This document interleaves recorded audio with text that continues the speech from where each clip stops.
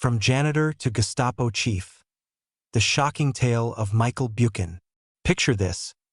It's a chilly April day in 1957, in the bustling Soviet city of Dnepropetrovsk, now Dnipro, Ukraine. Life in this industrial hub is humming along, with students and workers filling the dormitories. Among them is a humble janitor named Michael Bukhin, known to everyone as Old Mike. He's a short, slightly stooped guy with a tired look in his eyes, the kind of person you'd pass by without a second glance. For 12 years, he's been sweeping floors and fixing leaks for pennies, always polite, always ready to lend a hand. Neighbors trust him with their kids, co-workers admire his work ethic, and his boss appreciates his reliability. But on one fateful day, the mask of this unassuming old man began to crack. The dormitory supervisor called Mike into his office. The regular security guard had fallen ill, and they needed someone to cover the night shift. Mike, already packing up after a long day, wasn't thrilled about staying longer. But when the supervisor dangled a small bonus in front of him, he reluctantly agreed. He changed back into his work clothes and headed to the dorm's front gate. That's when it all went down. Plainclothes officers approached him, slapped handcuffs on his wrists, and before he could say much, Mike muttered something chilling. "I knew it. I've been waiting for you." Who was this guy? Why was he expecting an arrest? And how did a lowly janitor end up tangled in one of the darkest chapters of World War II? Let's unravel this story step by step, diving into a tale of betrayal, deception, and unimaginable cruelty. Chapter 1. A shady past, from bookkeeper to criminal. Michael Bukhin was born in 1897 in Oryol, a quiet provincial town in what was then the Russian Empire. Back then, Oryol was a sleepy place with cobblestone streets, wooden houses, and a bustling market square. Bukhin grew up in an ordinary family, blending into the crowd. After the Russian Revolution, he found work as a bookkeeper, seemingly destined for a mundane life. But by the 1930s, cracks started appearing in his average Joe persona. In 1932, Bukhin got arrested for hoarding a stash of pre-revolutionary gold coins, currency that was long out of circulation but still valuable on the black market. This was a red flag that Mike wasn't your typical law-abiding citizen. Holding on to that kind of cash in Stalin's Soviet Union could point to shady dealings or just plain greed. Somehow, he wiggled out of trouble after 3 months, with whispers that he bribed his way to freedom. This episode showed Bukhin had a knack for slipping out of tight spots, using money and connections. Fast forward to 1941, just 2 months before Nazi Germany invaded the Soviet Union. Bukhin landed in hot water again, this time for some sketchy dealings involving procurement fraud. He was tossed into a prison in Gomel, Belarus, and it looked like his luck had run out. But then the war broke out, turning his world upside down and giving him a twisted opportunity. Chapter 2. A Deal with the Devil. When the Nazis stormed into Soviet territory, the prison in Gomel was caught in the crossfire. German bombs tore through the walls, guards fled, and prisoners scattered like roaches. Bukhin saw his chance and bolted, heading back to his hometown of Oryol. But instead of joining the fight to defend his country, he chose a darker path, one that would stain his soul forever. Oryol was now under Nazi occupation, a grim place where hunger and fear ruled. One day, Bukhin dropped by a neighbor's house and found 2 German officers there, enjoying a meal. They invited him to join them, and Mike, never one to miss an opportunity, started whining about his tough life. No job, no money, and no desire to fight. The officers saw potential in this local guy and made him an offer he didn't refuse. "Join us. We need people like you to hunt down Jews and communists." And just like that, Bukhin's descent began. He started as a low-level collaborator, a policeman doing the Nazis' dirty work. But his ambition and ruthlessness caught the eye of his German bosses. Within months, he was promoted to head the Russian Gestapo in Oryol, a brutal unit tasked with rooting out resistance fighters, Jews, and anyone who dared defy the Nazi regime. Chapter 3. The Russian Gestapo, a Reign of Terror. Under Bukhin's command, the Russian Gestapo became a nightmare factory. This wasn't just about following orders. Bukhin reveled in his power. Anyone who raised the slightest suspicion, communists, Jews, resistance members, could end up in his clutches. If there was no evidence, they'd make it up. Torture was standard procedure. Prisoners were beaten, starved, or left to freeze in outdoor cages without food or water. Bukhin didn't just give orders, he got his hands dirty, personally interrogating and executing victims. One of the most horrifying episodes came when resistance fighters planned an attack on German officers during a banquet celebrating the occupation's anniversary. Several resistance members infiltrated Bukhin's unit, but they were betrayed. Bukhin personally tortured them for days, using methods so gruesome they're hard to describe. Among the victims was a young woman, Maria Zemskaya, and her 2-year-old daughter. Bukhin ordered their torture and execution, making sure their fate served as a warning to others. Even in a war filled with atrocities, Bukhin's cruelty stood out.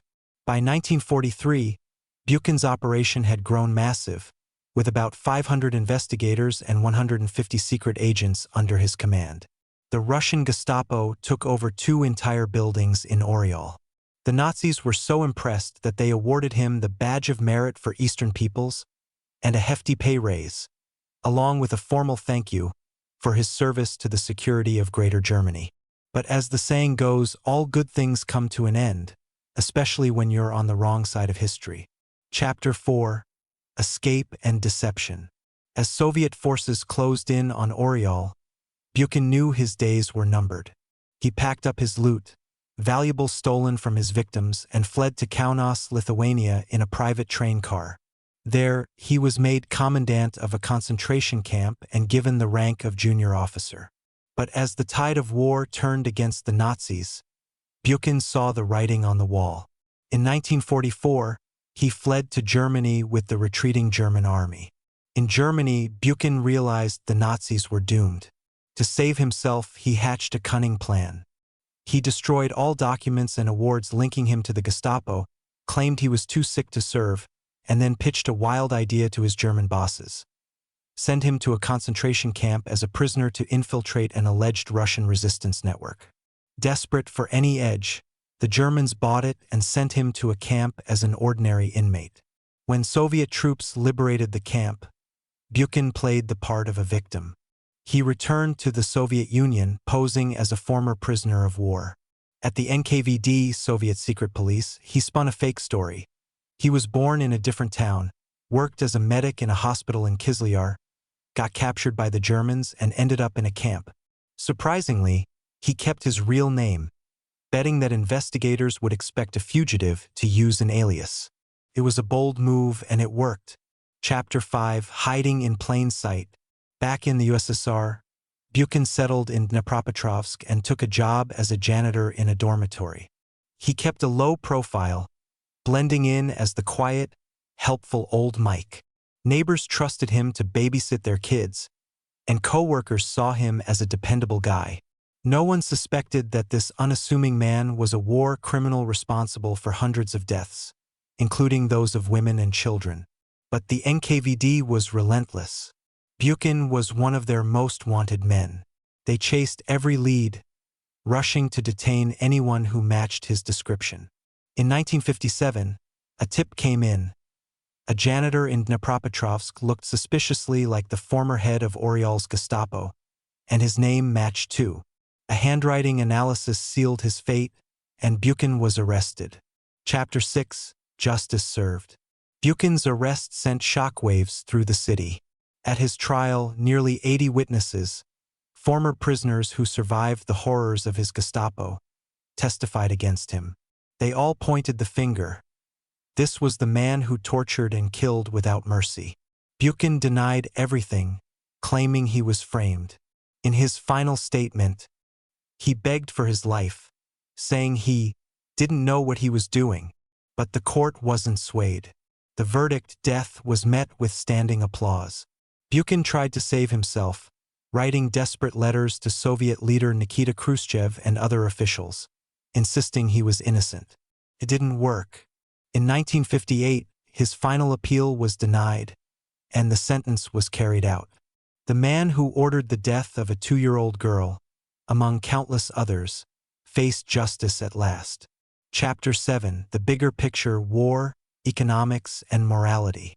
To understand how someone like Bukhin could rise to power, let's look at the context. During the Nazi occupation, life in places like Oriol was brutal. Hunger and destruction were everywhere, and the Germans exploited locals by offering food, money, or protection for collaboration. For some, it was about survival. For Bukhin, it was about profit. Historical records show that in occupied territories, the Nazis stripped resources, leaving locals to scrape by on meager rations. Black markets thrived, and people like Bukhin, with a history of shady dealings, found ways to exploit the chaos. After the war, the Soviet Union faced the massive task of rebuilding. Dnipropetrovsk, where Bukhin hid, was a major industrial center. By the 1950s, it was booming with factories and crowded dormitories, making it easy for someone like Bukhin to blend in. Soviet economic data from the time shows rapid industrial growth, but also overcrowding and strained resources, creating a perfect cover for a fugitive. Chapter 8: Lessons for Today. Bukhin's story is a chilling reminder of how evil can hide behind a mask of normalcy. He was a master manipulator, adapting to every situation, whether bribing his way out of trouble in the 1930s, serving the Nazis, or lying to the NKVD. His life shows how far someone can go when greed and ambition override morality. In 2025, we live in a world where information spreads fast, but people with dark pasts can still slip through the cracks. Bukhin's story urges us to stay vigilant, ask questions, and never take things at face value.